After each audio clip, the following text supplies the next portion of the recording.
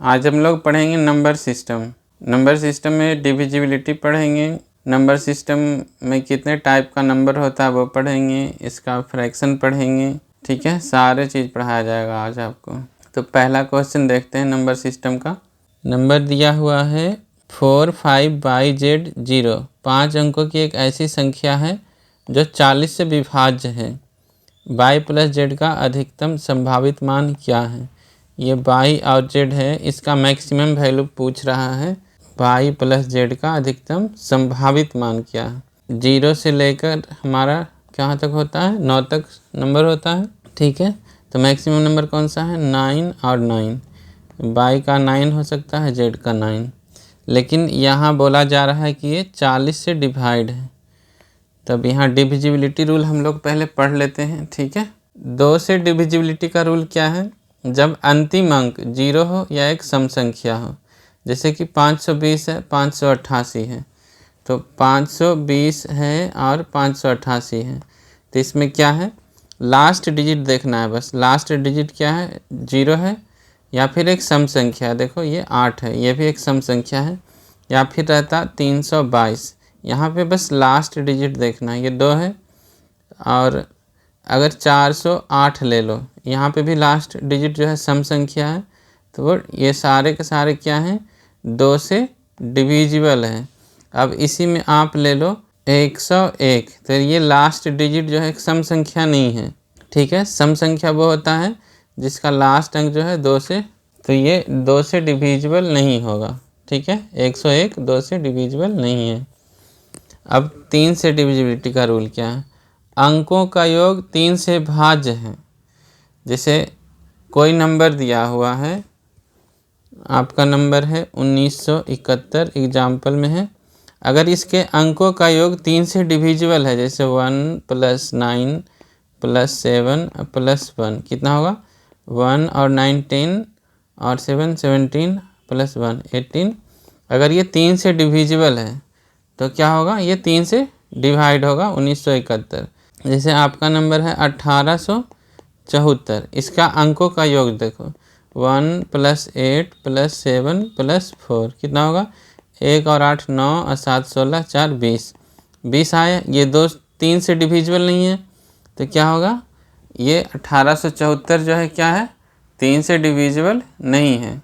अब 4 से डिविजिबल के लिए क्या होना चाहिए? 4 से डिविजिबल तभी होगा जब अंतिम 2 अंक 4 से भाज्य हो या वे शून्य हो। ठीक है, अंतिम का 2 अंक जो है जैसे 1700 है, इसमें 2 अंक अंतिम का देखना है, दोनों के दोनों शून्य हो, या 28, या अंतिम के दोनों अंक, अंतिम का दोनों अंक 4 से डिविजिबल होना चाहिए।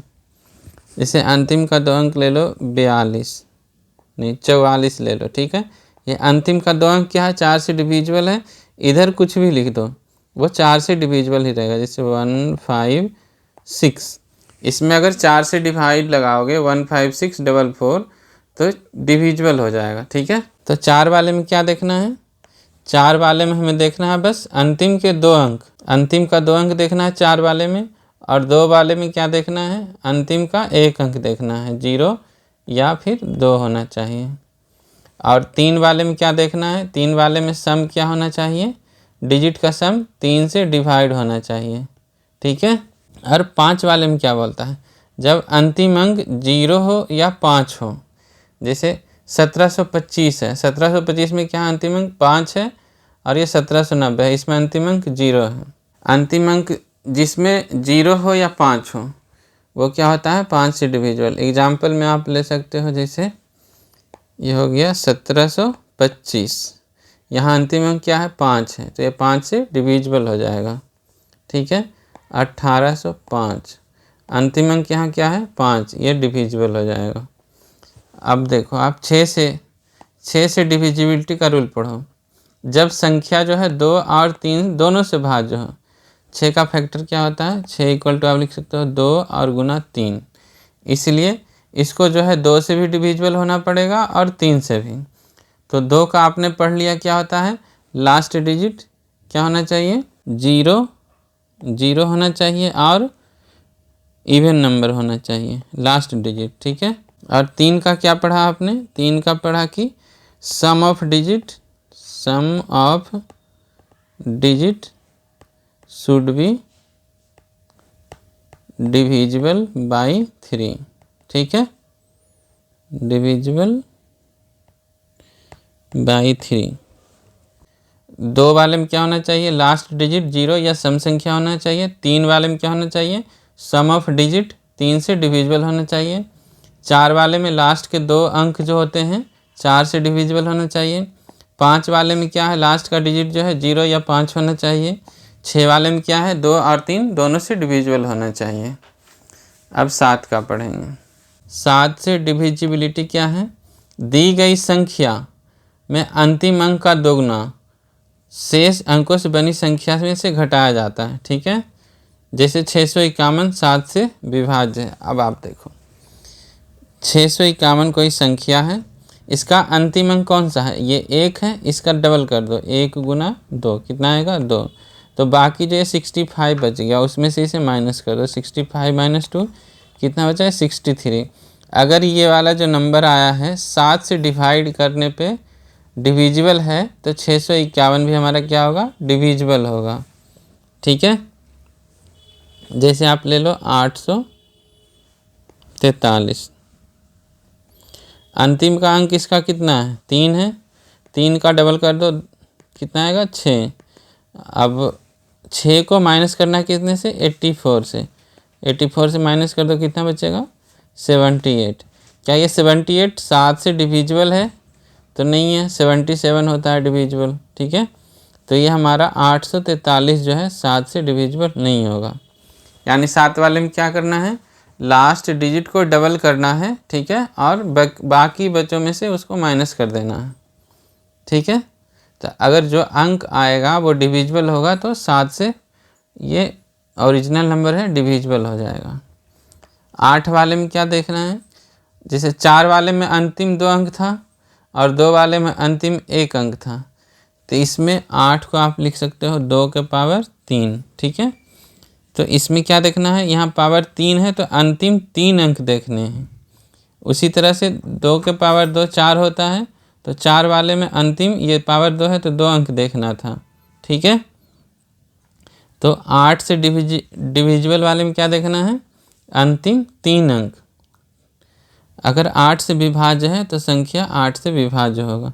जैसे 2256 है तो इसमें अंतिम 3 अंक क्या है 256। अगर ये 256 डिवाइड है तो ये पूरा नंबर हमारा डिविजिबल होता है 8 से। अगर ऐसा क्यों है मैं बताता हूँ आपको। ठीक है, जैसे 2 वाले और 4 वाले में और ये 8 वाले में कोई भी संख्या है तो उसे 1000 से गुना करोगे तो ये लास्ट का 3 अंक जो है क्या आएगा 0 आएगा। तो 8 से डिविजिबल 1000 होता है, 4 से डिविजिबल 100 होता है और 2 से 10 होता है। अब किसी भी संख्या से इसमें गुना कर दो, 25 से ही गुना कर दो सब में। 25 तो डिविजिबल नहीं है ना, 2 से भी 4 से भी नहीं है और ये 8 से भी नहीं है, तो इसमें गुना करोगे तो क्या आएगा, यहाँ 250 आएगा, यहाँ 2500 आएगा, यहाँ 25,000 आएगा। तो अब देखो, अब बोलोगे 2 से जो है ये 250 डिविजिबल है या नहीं, इसके लिए क्या करना है, 25 को तो हमें चेक करना नहीं है, बस लास्ट को चेक करना है। लास्ट में 0 है तो डिविजिबल है। अब इसमें कुछ भी जोड़ दोगे, 0 यहाँ जैसे 3 जोड़ दो तो लास्ट का डिजिट चेंज हुआ। ठीक है, इधर से मतलब नहीं है, तो ये लास्ट का डिजिट हमें देखना है 2 वाले में। और 4 वाले में क्या देखना है, लास्ट के 2 डिजिट देखना है, क्योंकि ये इधर कुछ भी रहे ये 100 का मल्टीपल हो जाता है और 100 जो है 4 से डिवाइड होता है। जैसे आपके पास कोई संख्या है 2534, तो इसको आप लिख सकते हो 2500 + 34। ठीक है, तो ये वाला संख्या जो है यहाँ पे 100 से मल्टीपल है। देखो 25 गुना 100 है तो ये डिवाइड होगा 4 से, तब बस इसे हमें चेक करना है लास्ट के 2 डिजिट। और अगर इसे 8 से चेक करोगे तो ये 100 जो है 8 से डिविजिबल नहीं होता है, तो इसलिए यहाँ 3 अंक देखते हैं, क्योंकि 1000 जो है 8 से डिविजिबल होता है। क्योंकि जैसे 25 334, तो इसको लिख सकते हो 25,000 + 334। इसमें देखो ये 1000 से यहाँ मल्टीप्लाइड में है, ठीक है, यहाँ मल्टीप्लाइड में है क्योंकि ये 1008 से डिविजिबल है, तो ये पूरा संख्या डिविजिबल हो जाएगा। तो बस लास्ट के 3 डिजिट चेक करना है जो इसमें यहाँ पे आता है एडिशन में, ठीक है। अब 9 अंकों का देखो, अब 9 से डिविजिबल का देखो। अगर अंकों का योग 9 से भाज्य है तो क्या होगा, संख्या 9 से भाज्य होगा। 3 वाले में क्या था, अंकों का योग 3 से डिविजिबल। 9 वाले में अंकों का योग 9 से डिविजिबल। 10 वाले में क्या है, अंतिम अंक बस 0 होना चाहिए, ठीक है, 0 0 कट जाता है। 11 से डिविजिबल वाले में जब सम और विषम स्थान के अंकों का योग का अंतर 0 हो या 11 के गुणन के बराबर हो। कोई संख्या ले लो, यहाँ पे एग्जाम्पल में दिया हुआ 2173882, इसका सम पोजीशन निकालो। जैसे सम और विषम स्थान के अंकों का योग बोल रहा है, तो सम स्थान कौन सा होता है, कोई भी ले लो, ठीक है, अल्टरनेट लेना है बस। जैसे 2 और 7 कितना हो गया, 9, और ये 8 कितना हो गया, 17।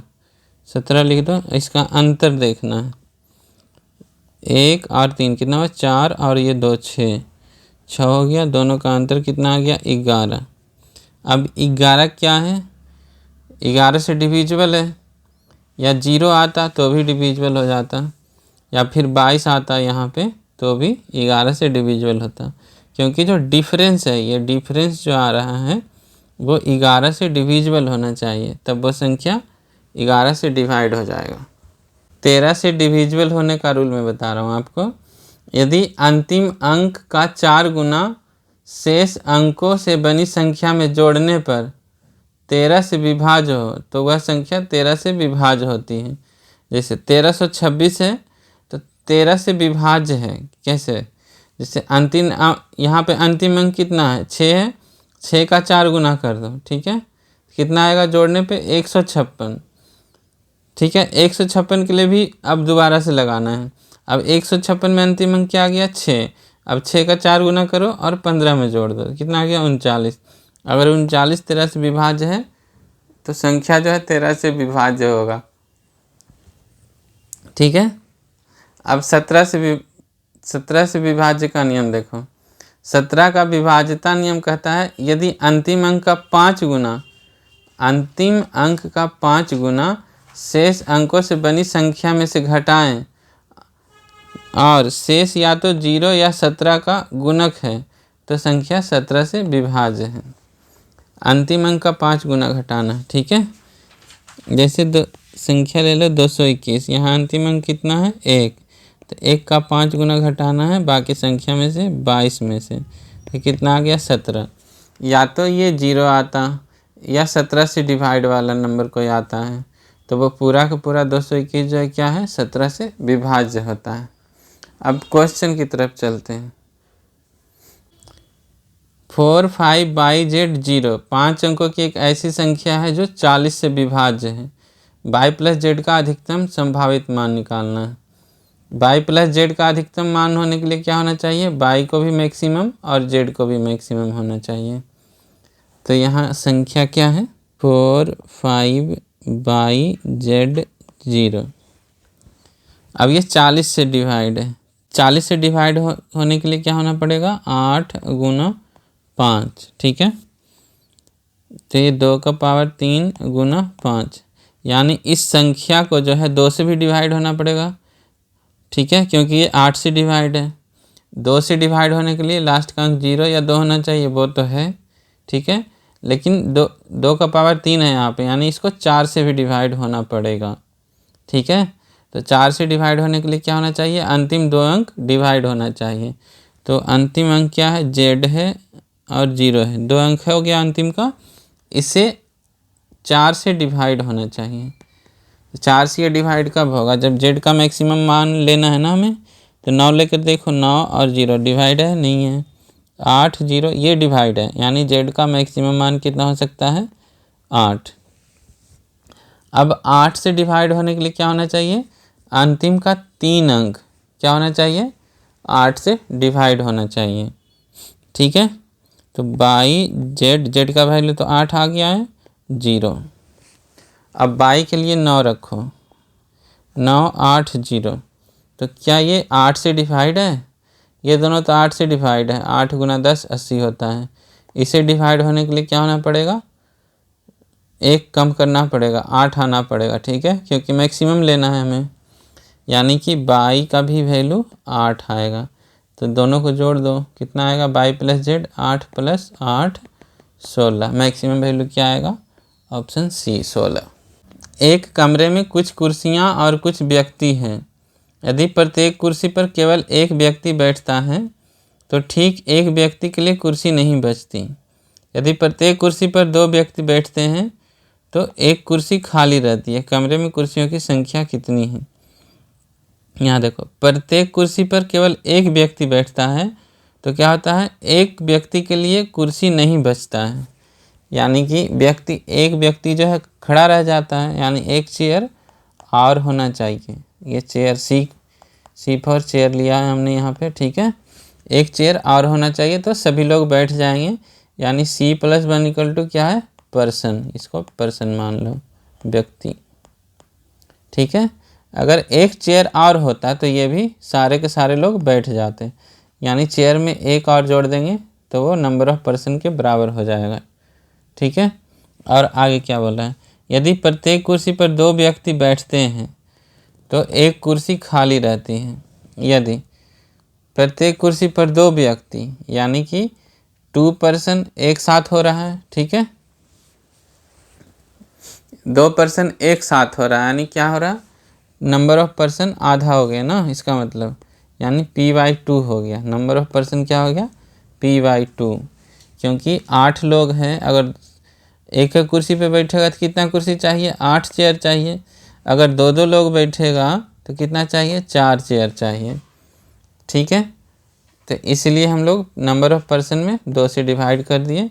तो क्या हो रहा है? एक चेयर बच रहा है, यानी कि एक चेयर एक्स्ट्रा है तो एक घटा दो नंबर ऑफ चेयर में, तो वो बराबर हो जाएगा पर्सन के हाफ में से। ठीक है, अब देखो, ये C+1 है और ये C-1 है। किसी एक को घटा दो, C+1 से C- घटा दो। क्या करो? C+1 से C-1 घटा दो, तो ये C और C कैंसिल आउट हो जाएगा। ये C और C कितना हो जाएगा? 1 में से -1 घटाओ, ये 2 बचेगा। ठीक है, अब P-P/2 उधर बच जाएगा, यानी P-P/2। यहाँ से P की वैल्यू निकाल दो, बस P कॉमन ले लो। क्या बचेगा P कॉमन लेने पे? 1 - 1/2, यानी P/2 = 2। P का वैल्यू क्या आ गया? 4। P का वैल्यू इसी में पुट कर दो, इसमें पुट कर दो। P 4 है तो C क्या आएगा? 3। पूछा क्या जा रहा है? कमरे में कुर्सियों की संख्या कितनी है? ऑप्शन सी हो जाएगा, कुर्सी की संख्या 3 है। अमन के पास निश्चित संख्या में ₹20 और ₹10 मूल्य वर्ग के नोट हैं, जिसकी राशि 390 है। यदि प्रत्येक प्रकार के नोटों की संख्या परस्पर बदल दी जाए तो नई राशि पहले की तुलना में ₹90 कम हो जाती है। 20 मूल्य वर्ग के नोटों की संख्या ज्ञात कीजिए। नोटों का नंबर बदल दे रहा है तो कितना हो रहा है? ₹90 कम रहा है। 20 वाले की संख्या मान लो x है और 10 वाले की संख्या y। तो क्या है? 20 वाला note into x plus 10 into y = 390। Number इसका बदल दे रहा है, यानी ये जो y नंबर है 10 वाले का, वो 20 वाले के साथ ला रहा है, यानी 20y प्लस 20 वाले का नंबर कितना हो गया? अब y और 10 वाले का x हो गया। ठीक है, अब हो गया अमाउंट 300। दोनों को जोड़ने पे क्या आएगा? 20x plus 10x, 30x plus 30y = 690। 30 common हो जाएगा इधर, x प्लस y = 690। 0 0 कट गया, 3 से 23 बार में x प्लस y क्या आ गया? 23। यहाँ से x की वैल्यू निकाल दो, 23 - y। इसी में भी रख दो, इसी में रख दो। ठीक है, 20 इंटू एक्स का वैल्यू क्या आ गया? 23 - y प्लस 10y = 390। 20 इंटू 23 कितना होगा?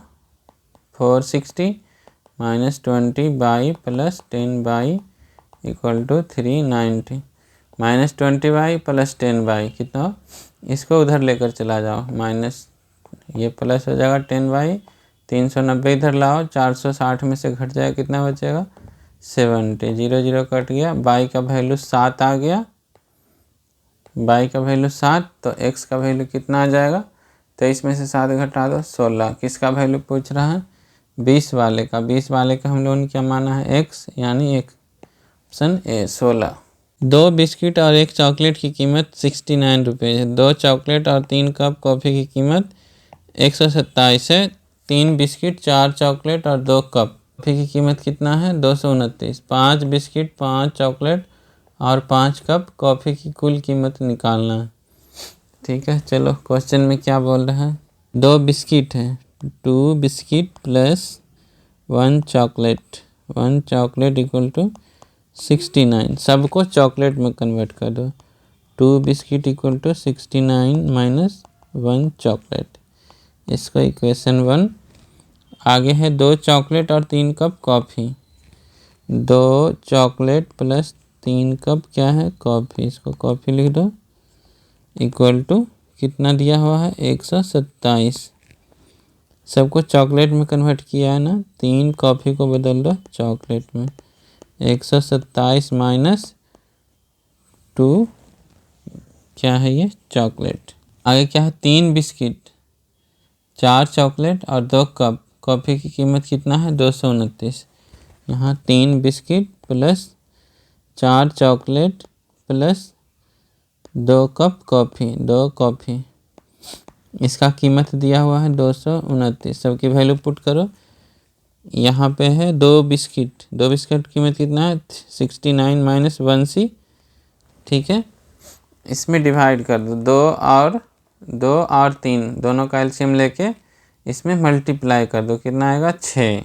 ठीक है, 6 से गुना करो, इसमें 6 से इधर भी गुना और 6 से इधर भी गुना, तो 6 तिया 18, b प्लस 24 c प्लस 6 दूना 12 कॉफ़ी।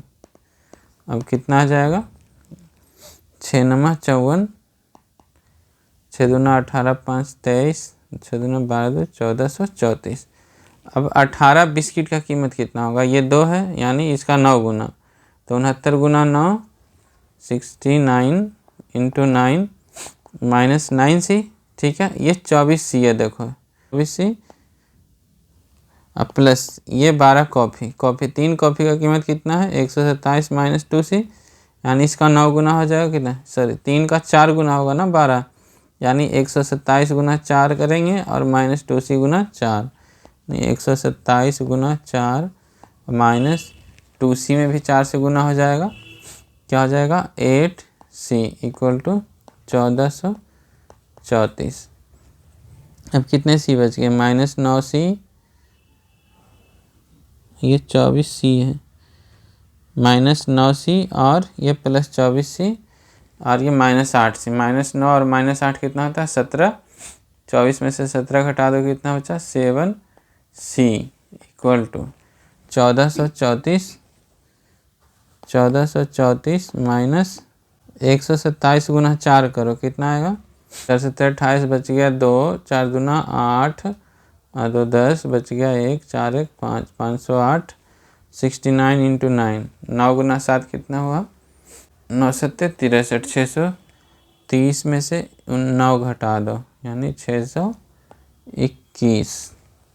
चलो अब 34 में से क्या घटाना है 29, कितने बचे 0 5, और 14 में से क्या घटाना है 5 और 6 11, यानी बचेगा 305, यानी 7c का वैल्यू 305, तो c का वैल्यू क्या आ जाएगा 7 चौका 28, 7 पचे 35, c का वैल्यू आ गया 45। ठीक है, ऑप्शन 1 में यहाँ पे रख दो वैल्यू c का 45, 2b का कितना आ जाएगा 69 माइनस 45 कितना आएगा 24 आएगा ना, 4 5 9 6 तो 6, तो b का वैल्यू क्या आ जाएगा b का वैल्यू 12। ठीक है, अब कॉफ़ी का वैल्यू निकाल लो, कॉफ़ी का वैल्यू क्या आ जाएगा, कॉफ़ी के लिए यहाँ वैल्यू पुट कर दो c का 49, 45 गुना 2 कितना होगा, ये 90 हो जाएगा। और 127 में से 1 घटा दो, कितना आएगा, 27 और प्लस 10 37। ये 434 नहीं आएगा, 6 9 54 और 6 दूना 12, 12 5 कितना हो गया, 17 7 बाकी 1, 6 दूना 12 13, 1374 आएगा। तो हम लोगों ने कितना ज़्यादा लिख दिया था, ये 34 और इधर 26, कितना ज़्यादा लिखा है, 34 और 26 60 ज़्यादा लिख दिया था। ठीक है, यानी इसमें 60 घटा दो 305 में, 5 55 245 दिया 21। सी का वैल्यू क्या आएगा, सी का वैल्यू आएगा 245 को 7 से डिवाइड करो, 7 या 21 बच गया कितना, 3 7 बचे 35, 35 आएगा सी का वैल्यू। सी का वैल्यू 35 आ गया। अब इसमें पुट करो सी का वैल्यू 35, इसमें पुट करो यहाँ 35, 35 69 में से 35 गया, कितना बचेगा, 9 में से 5 गया 4, 6 में से 3 गया 3, यानी 34। बी का वैल्यू आ गया 17, 34 बटा 2 होगा ना। अब कॉफ़ी का वैल्यू निकालना है। कॉफ़ी का वैल्यू कैसे निकलेगा, यहाँ पे वैल्यू पुट कर दो कॉफ़ी वाले में। सी का वैल्यू कितना है 35, यानी 35 गुना 2 ये 70, 70 127 में से 70 गया, कितना बचेगा, 127 में से 70, 30 इधर हो गया और 27 उधर, 57, यानी 57 बटा 3 हो गया कॉफ़ी का वैल्यू, यानी 19। क्या आ गया, कॉफ़ी का वैल्यू 19। अब सबको जोड़ दो, c plus b plus coffee, कितना होगा, 35 प्लस 17 अब प्लस 19, 17 19 कितना हो गया, 17 दूना 34 तो 36, अब 35 71 गुना 5 कर दो, 5 से गुना कर दो सब में। ठीक है, इसमें 5 बिस्किट 5 चॉकलेट 5 कप कॉफ़ी, 5 से गुना कर दो, 5 7 बचे 35, 355। 8 सेब और 10 संतरे का वजन 5 kg है। 12 सेब और 20 संतरे का वजन 9 kg है। 15 सेब और 24 संतरे का वजन kg में कितना होगा। सेम क्वेश्चन है पीछे वाला। 8 एप्पल प्लस 10 ऑरेंज, इसका वजन कितना है 5 kg। 8 एप्पल का वजन कितना होगा, 5 माइनस 10 ऑरेंज का वजन। दूसरा स्टेटमेंट है ये पहला। दूसरा है 12 सेब और 20 संतरा, 12 एप्पल ठीक है और 20 संतरा बोल रहा है, का वजन 9 kg, यानी 9 से घटा दो कितना, 20 संतरे का वजन। ये हो गया दूसरा स्टेटमेंट। पूछ रहा है 15 सेब और 24 संतरा। तो यहाँ देखो ये 8 है और ये 12 है, दोनों का एलसीएम 24 होता है। तो पहले में भी 3 से गुना कर दो, ठीक है, पहले में 3 से गुना कर दो 24 आ जाएगा, इसमें 2 से गुना कर दो 24 आ जाएगा, यानी इसमें भी इधर 3 से गुना करना पड़ेगा और इसमें भी इधर 2 से, तो दोनों बराबर हो गया। दोनों इक्वेशन को देखो, ये 24 एप्पल ये 24 एप्पल, यानी इतना दोनों बराबर हो जाएगा, यानी 3 × 5 माइनस 10 ऑरेंज का वजन इक्वल टू 2 × 9 माइनस 20 ऑरेंज का वजन। तो 5 दिया 15 माइनस 10 दिया 30, ये ऑरेंज इक्वल टू 18 माइनस 20 क्या हो गया, 20 × 2 40, 40 ऑरेंज, वो आर लिख देते हैं। अब ये 40 को इधर ले आओ 30 की तरफ, प्लस में हो जाएगा, यानी 10 ऑरेंज इक्वल टू क्या हो जाएगा 3, ठीक है 3 kg। हमसे पूछा जा रहा है संतरे का वजन भी निकाल लेंगे। 10 ऑरेंज का वजन निकल गया, 10 ऑरेंज कहाँ है, यहाँ पे देखो 10 ऑरेंज है, ठीक, यहाँ से निकाल लो। 8 एप्पल का क्या था 10 ऑरेंज, 8 एप्पल प्लस 10 ऑरेंज का वजन कितना था 5, यानी 8 एप्पल का वजन कितना हो जाएगा 5 माइनस 3, यानी 2 kg। अब पूछा जा रहा है 15 सेब, 15 सेब, 15 सेब में क्या हो जाएगा, 8 सेब का है 2 kg, 15 एप्पल का वैल्यू कितना आएगा, 1 एप्पल का निकालना पड़ेगा, 1 एप्पल का कितना है 2/8 गुना 15, ठीक है। और 24 संतरा, 24 ऑरेंज का क्या आएगा, एक संतरा का पहले निकाल दो, ये एक संतरा का 3/10 हो जाएगा, 3/10 एक संतरे का हो गया और गुना 24 का 24। अब दोनों को जोड़ दो, आंसर आ जाएगा आपका 1/8 यानी 15 कितना 4 प्लस 24 या 72 यानी 7.2, 15/4 है यानी 4 या 12, 3.75 प्लस 7.2 यानी हो गया 7 3 10.95। आपका कौन सा हो जाएगा 11 ऑप्शन लगभग में। चुनाव में मतदाताओं के पास 3 उम्मीदवारों में से एक उम्मीदवार को वोट देने का विकल्प है। उनके पास सभी उम्मीदवारों का अस्वीकार करने के लिए उपरोक्त में से कोई नहीं यानी नोटा के चयन का भी विकल्प है। तीनों उम्मीदवारों को नोटा के 6 गुने वोट मिलते हैं। विजेता को दूसरे उप विजेता के वोटों से 2 गुने वोट मिलते हैं। यानी एक विनर है, एक दूसरा उप विजेता है। पहला उप विजेता सब विनर 1, दूसरा उप विजेता सब विनर 2 और एक नोटा। नोटा का वोट मान लो n वोट पड़ता है, ठीक है। पहले उप विजेता को नोटा से 900 वोट अधिक मिलते हैं। यानी पहला उप विजेता है सब विनर 1, इसको क्या मिलता है 900 वोट अधिक मिलता है यानी n+100। वह दूसरे उप विजेता को 150 वोटों से हरा देता है। यानी दूसरा उप विजेता है उसको क्या मिलता है पहले से 150 वोट कम, यानी 900 इसका है तो क्या मिलता है 750 यानी n+750, ठीक है। और विनर को क्या था दूसरे उप विजेता से, विजेता को जो है दूसरे उप विजेता के वोटों के वोट दुगने मिलते हैं।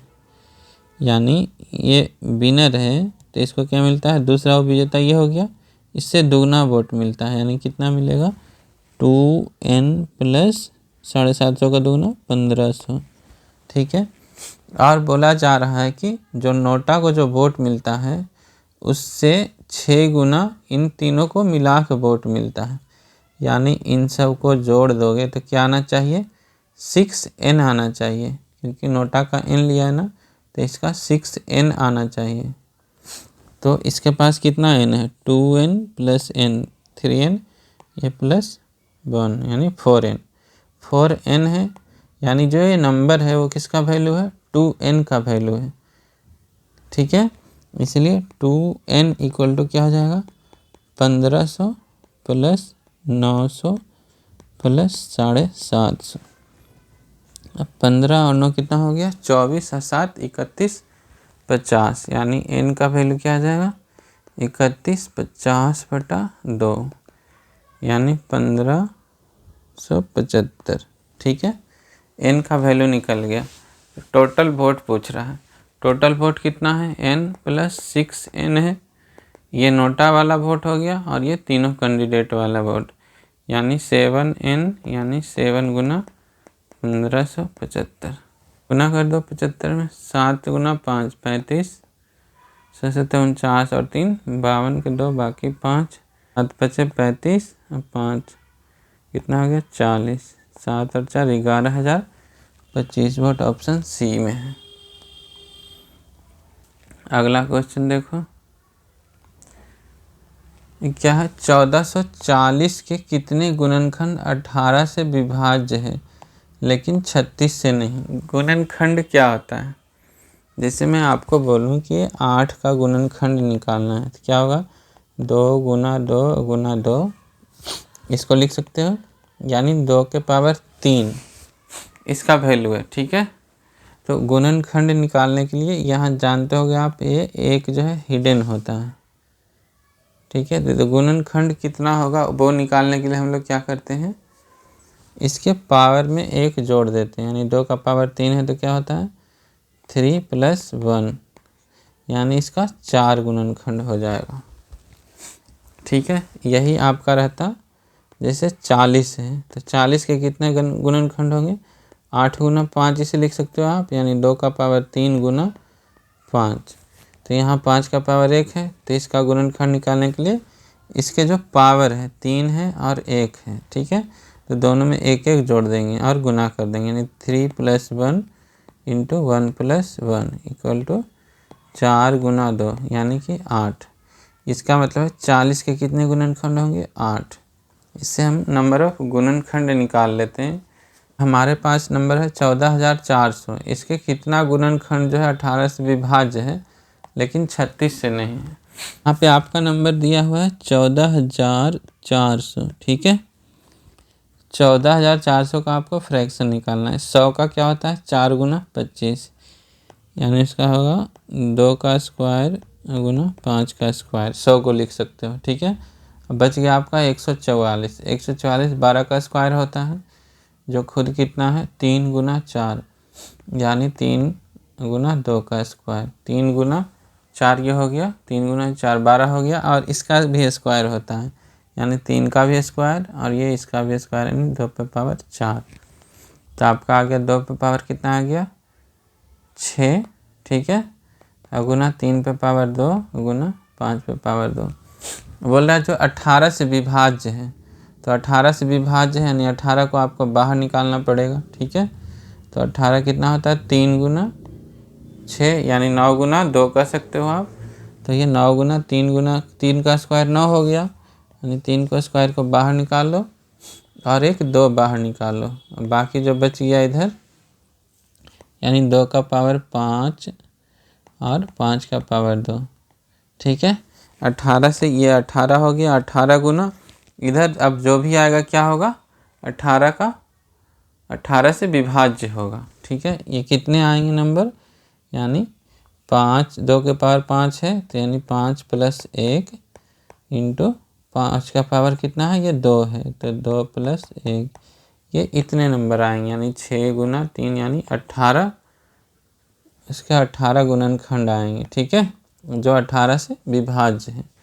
अब बोल रहा है जो 36 से नहीं है, यानी अब 36 को बाहर निकालना पड़ेगा, ठीक है। और जो भी गुणनखंड आएगा उसे 18 से हम लोग माइनस कर देंगे, क्योंकि जो 36 को बाहर निकालेंगे अगर, ठीक है, तो क्या होगा? जो भी नंबर होगा वो 36 से डिवाइड होगा, लेकिन बोल रहा है 36 से नहीं होना चाहिए, तो इसको माइनस कर देंगे 18 वाले से, तो आंसर आ जाएगा आपका। यानी कितना बाहर निकालना है? 3 का पावर 2 और 2 का पावर 2, तो कितना बच जाएगा? 2 का पावर आपका कितना है? 6 है। 2 बाहर निकाल लिया तो कितना बच गया? 4 और 5 का पावर 2, यानी हो गया 4 प्लस 1 5 और 2 प्लस 1 3, यानी 15। 15 ऐसी संख्या है इसका गुणनखंड जो 36 से डिवाइड है, और 18 से डिवाइड होने के लिए कितनी है? 18, यानी 18 माइनस 15 कर दो, आपका 3। आंसर आ जाएगा ऑप्शन ए। राजू के पास 11,000 रुपया है और वह नया लैपटॉप खरीदने के लिए प्रतिमाह 5,000 की बचत करना शुरू करता है। राजू, इसके पास 11,000 रुपया है और 5,000 रुपया हर महीने बचाता है, ठीक है। दूसरा है रमेश। रमेश के पास 60,000 है, वह अपनी कला कक्षा के लिए सामग्री पर प्रतिमाह 2,000 खर्च करना शुरू कर देता है। क्या कोई ऐसा सप्ताह होगा जब उसके पास समान धनराशि होगी? एक है रमेश, यह है रमेश, ठीक है। इसके पास क्या है? 60,000 रुपया है और ये खर्च करता है हर महीने 2,000। ये बचाता कितना है? 5,000 रुपया हर महीना ये जो है बचत करता है, यानी इसका मल्टीपल जो है, पहला ऑप्शन में बोल रहा है 5 सप्ताह के बाद। 5 सप्ताह के बाद राजू के पास कितना होगा? ये 25,000 हो जाएगा, और ये 11 कितना होगा? 36,000, ठीक है। और इसका क्या होगा? 5 हफ्ते में ये 10,000 घट जाएगा, यानी 50,000 बचेगा। नहीं हुआ। 6 हफ्ते बाद भी, 6 हफ्ते बाद में क्या होगा? इसका 30 हो जाएगा 6 में, और 30 और 11 41, इसका 6 दूना 12, 12 60 से घटाओगे 12 तो 48, इसका 40 बनाया था, बराबर नहीं है। 7 हफ्ते में 7 में 35 हो जाएगा, ये 35 और 11 कितना होगा? 46, ठीक है। और इसका ये 14 हो जाएगा, 14,000। 60 में से 14 घटाओगे कितना आएगा? 60 में से 14 घटा दो 46, ऐसे आएगा ना, यानी कि हाँ 7 सप्ताह के बाद, ये वाला ऑप्शन हो जाएगा आपका ऑप्शन नंबर सी। यदि 3C2933 के 5 और 11 दोनों से विभाज्य है, जहाँ C और K एक अंक वाली प्राकृत संख्याएं हैं। अब प्राकृत संख्याएं क्या होता है? प्राकृत संख्याएं को आप नेचुरल नंबर भी बोलते हो, ठीक है, नेचुरल नंबर। नेचुरल नंबर क्या होता है? 1 से स्टार्ट होता है, 1 2 3 4 5, ये सोन इन्फिनिटी तक जाता है। इसको नेचुरल नंबर बोलते हैं, हिंदी में प्राकृत संख्या बोलते हैं। एक होता है होल नंबर, होल नंबर, ठीक है।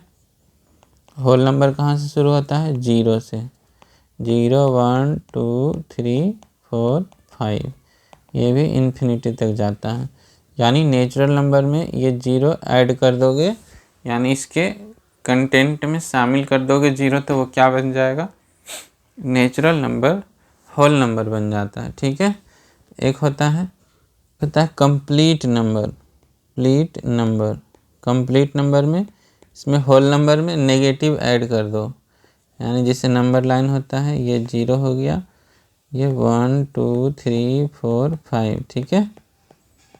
अगर इधर ये नेगेटिव वाला आ जाता है नंबर, -1 -2 -3 -4, इन्फिनिटी तक, ये भी इन्फिनिटी तक, ये हो गया आपका कंप्लीट नंबर, जिसको पूर्णांक संख्या भी बोलते हैं। एक होता है इवन नंबर, इवन नंबर यानी सम संख्या जिसको बोलते हैं, सम संख्या। इसका लास्ट डिजिट क्या होना चाहिए? Last digit should B 0 0 2 4 6 8। अगर लास्ट डिजिट जो है 0 हो या 2 4 6 8 हो तो क्या होता है? वो इवन नंबर होता है, यानी ये 2 से डिविजिबल होता है, ठीक है। एक होता है ऑड नंबर, ऑड नंबर, इसको बोलते हैं विषम संख्या, विषम संख्या। इसका लास्ट डिजिट क्या होता है? लास्ट डिजिट शुड बी 1 3 5 7 9, ठीक है। लास्ट डिजिट क्या होता है? 1 3 5 7 9। ये क्या होते हैं? 2 से डिविजिबल नहीं होता है, यानी जो 2 से डिविजिबल हो वो क्या होते हैं? सम संख्या। जो 2 से डिविजिबल नहीं हो क्या होता है? विषम संख्या होता है, ठीक है।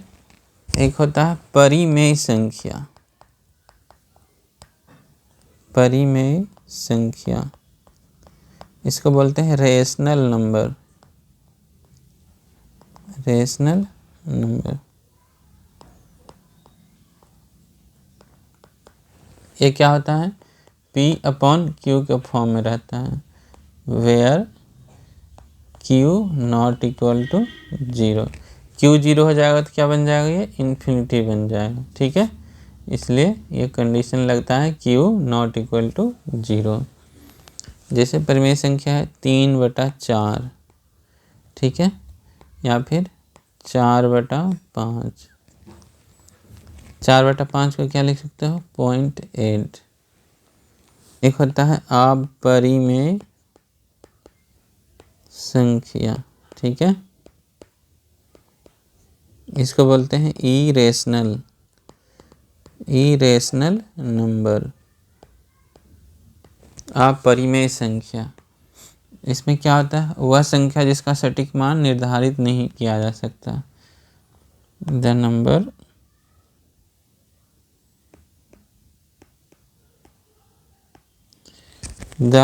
whose value can not be determined exactly, जिसका जो है सटीक वैल्यू निर्धारित नहीं किया जा सकता, जैसे पाई है या कोई अंडर रूट में जो है कोई नंबर है जैसे 5 है, √7 है, ये सब का जो वैल्यू जो है ना आप कंप्लीटली डिफाइन नहीं कर सकते, एग्जैक्टली बता नहीं सकते कितना आएगा, ठीक है। अब बोलोगे आप 1/3, 1/3 ये क्या है, इसका तो होता है 0.333 यानी 3 पे रेकरिंग होता है, ठीक है, 3 पे रेकरिंग होता है। तो ये कौन सा नंबर होगा, अब ये रेशनल में आएगा या इरेशनल में आएगा।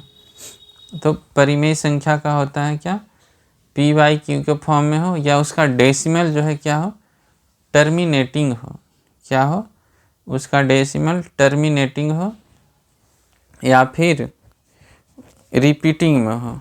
तो ये क्या है, ये इसका डेसिमल जो है क्या है, रिपीटिंग में है, 3 जो है बार बार रिपीट हो रहा है, x फिक्स जो है रिपीट हो रहा है।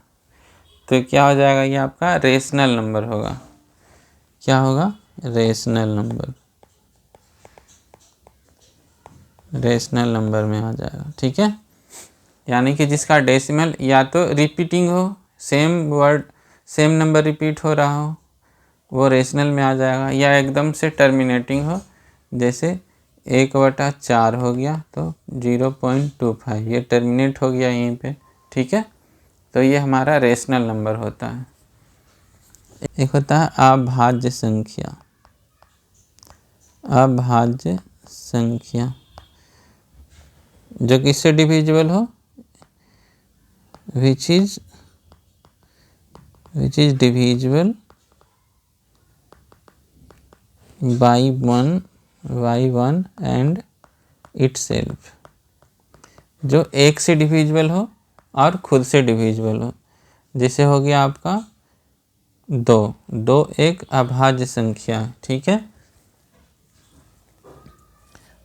3 हो गया, 5 हो गया, 7 हो गया, 11 हो गया, 13 हो गया, 15 16 नहीं 17 हो गया, 19 हो गया, 23 हो गया, ठीक है। ये सब क्या है, अभाज्य संख्या। जैसे आप यहाँ 13 ही उठा लो, 13 क्या है, एक से डिवाइड होता है और खुद से होता है 13 से। 23 उठा लो, ये एक से डिवाइड होता है और 23 से, यानी या तो एक से डिवाइड हो रहा है या खुद से हो रहा है। इसको क्या बोलते हैं, अभाज्य संख्या बोलते हैं, ठीक है। 3C2933 के 5 और 11 दोनों से विभाज्य है, जहाँ C और K एक अंक वाली प्राकृत संख्याएं हैं, तो C + K का वैल्यू निकालना है।